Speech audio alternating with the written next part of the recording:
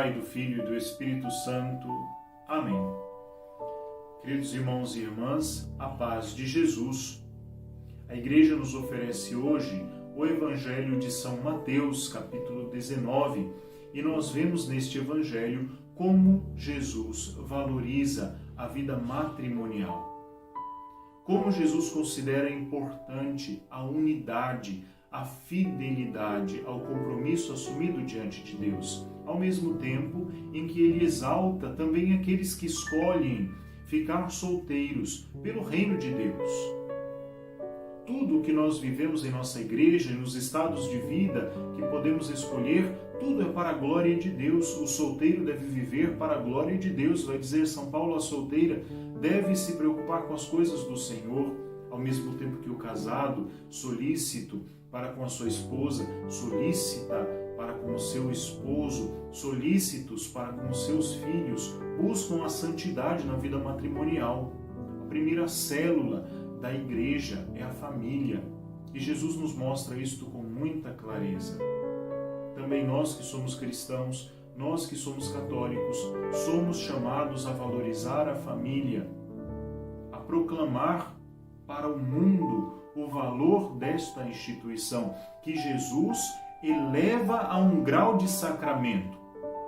O matrimônio sempre existiu e existe em todas as culturas, mas por Jesus Cristo ele foi elevado a um sacramento, ou seja, a um sinal sagrado.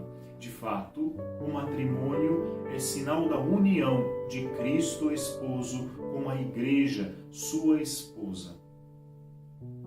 Assim, não se separa, de fato, o que Deus uniu. Como Cristo não se separa de sua igreja, assim também não deve o marido se separar de sua esposa.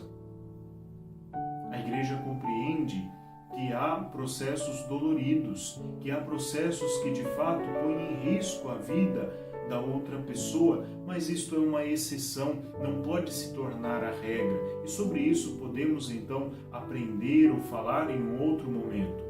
Agora, voltando ao Evangelho, percebemos como Jesus volta lá nas origens para mostrar o valor da fidelidade, do vínculo matrimonial, diante daquilo que os seus opositores lhe indagam. Ou seja, para os fariseus, para os judeus que naquela hora falam com Jesus, eles têm em mente que o divórcio é uma possibilidade válida, e de fato para os judeus era.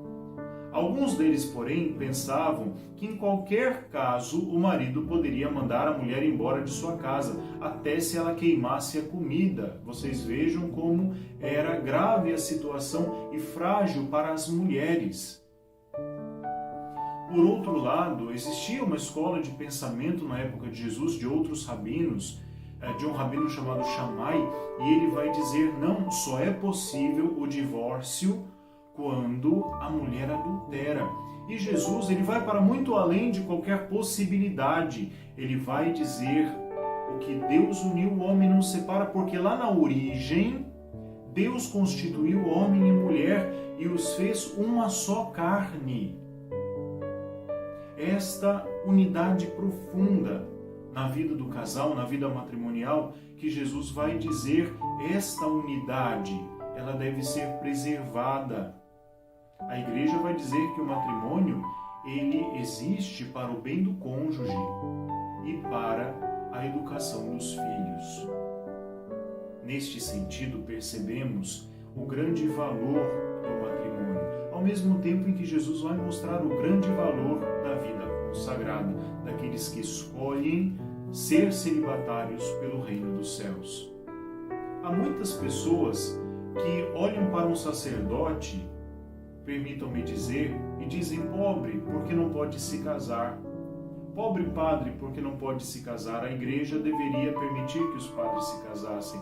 Na verdade, não, queridos irmãos. Nós escolhemos o celibato por amor ao reino dos céus. Não há menos e não há mais. Há apenas uma vocação a ser valorizada. Na diversidade da vocação matrimonial e da vocação dos celibatários, existe a beleza da igreja. Por isso, vivamos na diversidade do chamado que temos, a beleza que o Senhor transmite à sua igreja. Senhor esteja convosco. Abençoe-vos o Deus Todo-Poderoso, que é Pai, Filho e Espírito Santo. Amém.